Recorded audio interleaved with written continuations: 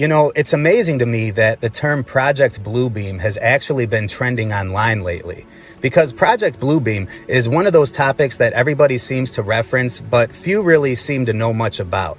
And for years, I really didn't know much about it either. Just that it had something to do with a secret plan to stage a fake alien invasion using holograms or something like that.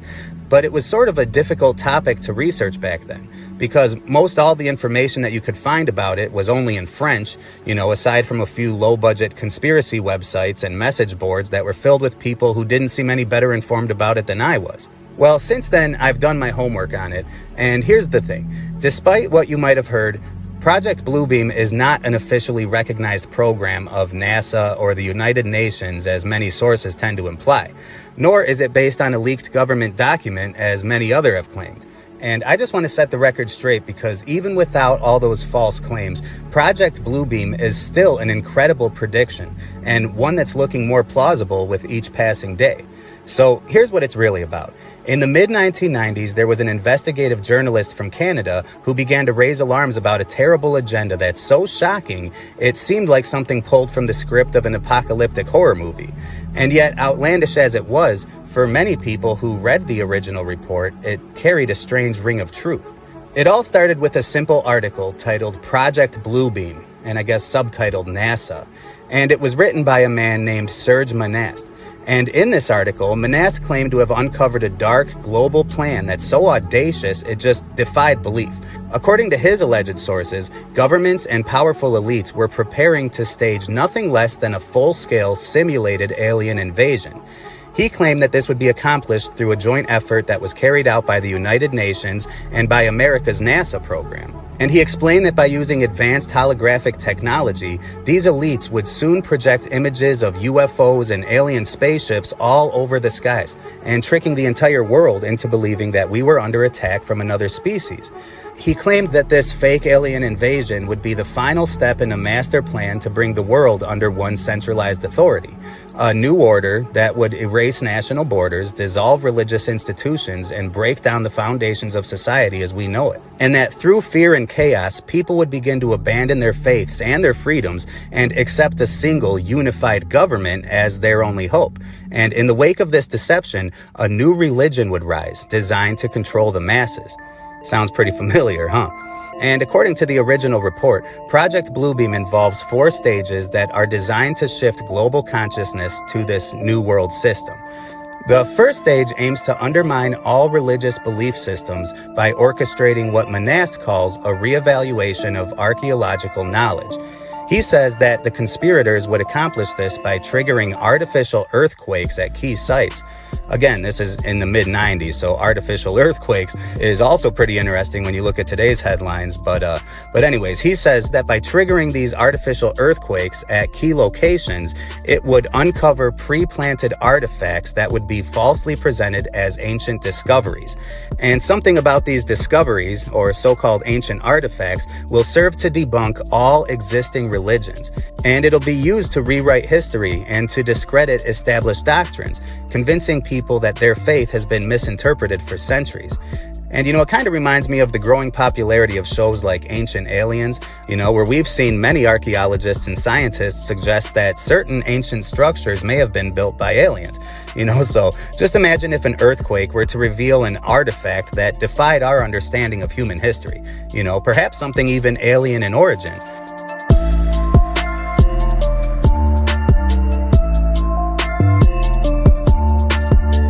And that doesn't even account for the fact that we've practically been bombarded by this alien invasion storyline for well over a century at this point. Just repeatedly influenced through books and movies and TV shows. And now this alien myth has embedded itself into our collective imagination as a society. And it's changed the way that we perceive the universe and our place in it. So it's really not a big surprise that Hollywood is also purported to play a significant role in the first stage of Project Bluebeam.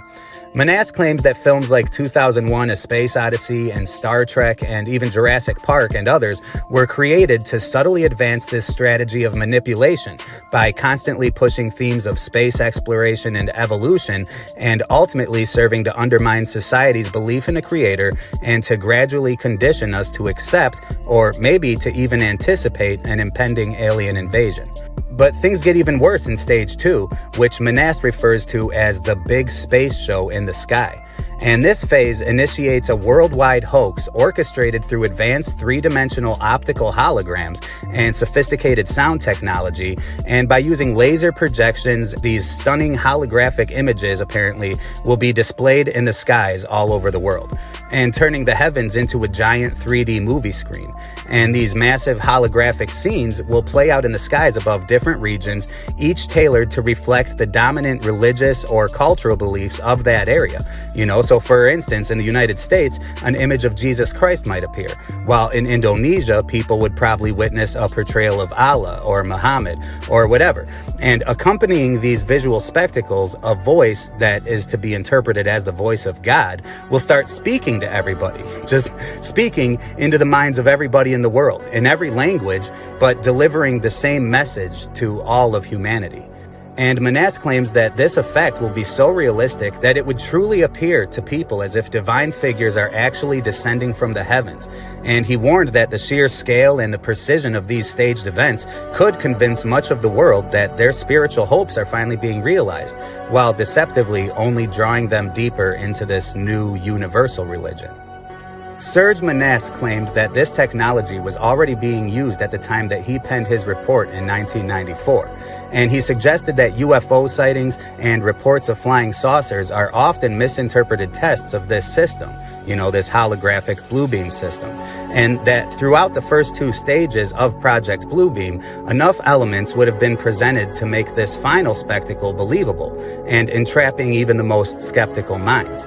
It kind of reminds me of that verse in Matthew 24. For then shall be great tribulation, such as was not since the beginning of the world to this time, no, nor ever shall be. And except those days should be shortened, there should no flesh be saved.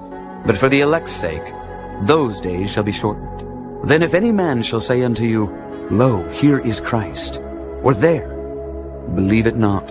For there shall arise false Christs and false prophets, and shall show great signs and wonders, insomuch that if it were possible, they shall deceive the very elect. If it's real, this agenda seems to be specifically tailored to biblical end-time prophecies. And things only get weirder from here. Stage 3 introduces something called telepathic electronic two-way communication, according again to Manast. And it's another top-secret technology that he alleges is being developed by NASA. And this one involves the transmission of advanced low-frequency radio waves that are beamed directly into the minds of targeted individuals. And I use the term targeted individuals to reference the growing community of people who claim to be victims of this very thing. They call it electronic harassment. And believe it or not, there have been thousands of so-called targeted individual cases published involving people that really believe that they're being attacked with direct energy weapons or some other forms of electromagnetic or microwave technology. But essentially that they are victims of electronic harassment, that something is beaming messages into their minds. And much like Project Bluebeam, many of them claim to experience these constant inaudible voices. Today, this is often referred to as voice-to-skull technology, or V2K technology. And it's another example of something that exists today, despite seeming ridiculous when Manast's report was published back in the mid-90s. And just look that up online and you'll see what I mean. But in the case of Project Bluebeam, these signals would be crafted to imitate divine revelation or supernatural messages, leaving people to believe that they're actually hearing the voice of God, or angels, or even extraterrestrials. And the signal would be uniquely generated to appeal to their own personal belief system. This way, people would willingly accept this new religious system being established, regardless of their prior political or cultural or religious differences. And it's another concept that must have seemed ridiculous at the time it was first published, but it seems rather plausible in light of all these modern artificial intelligence advancements. It's called a nanophotonic metasurface waveguide. It's a fancy term to say there's a bunch of tiny optical elements embedded in the glass surface that help guide the light into and out of the waveguide. Guiding light to create clear, moving images created using AI in 3D that can be projected on your eye. This is called an optical see-through augmented reality experience. It uses a small projector that sends the image through the waveguide where it bounces around before reaching your eye. What we're thinking about is to provide a perceptually realistic experience that is very similar to the real world. And the vision is to go towards something that is indistinguishable from a real object.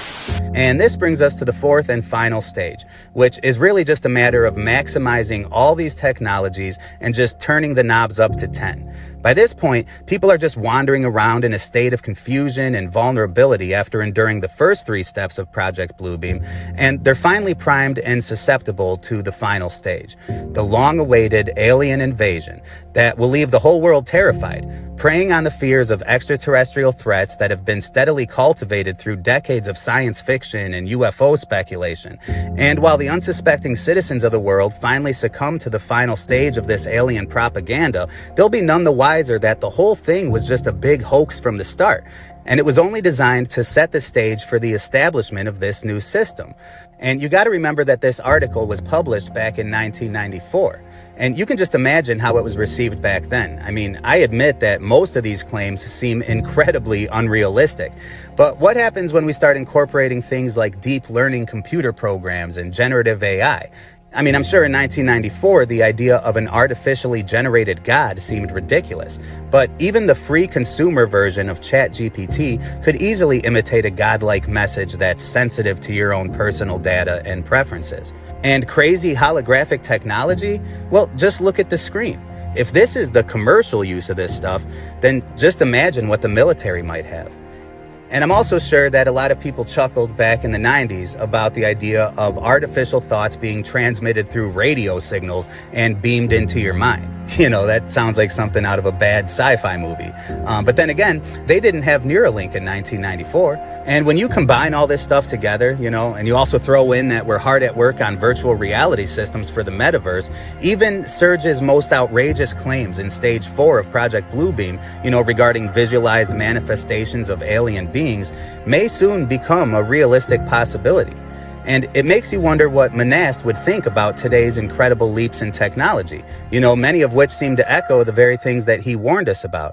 But tragically, we'll never be able to hear his thoughts on this, because in 1996, just a year after publishing these controversial findings, Monast died of a sudden heart attack at only 51 years old, despite being in good health.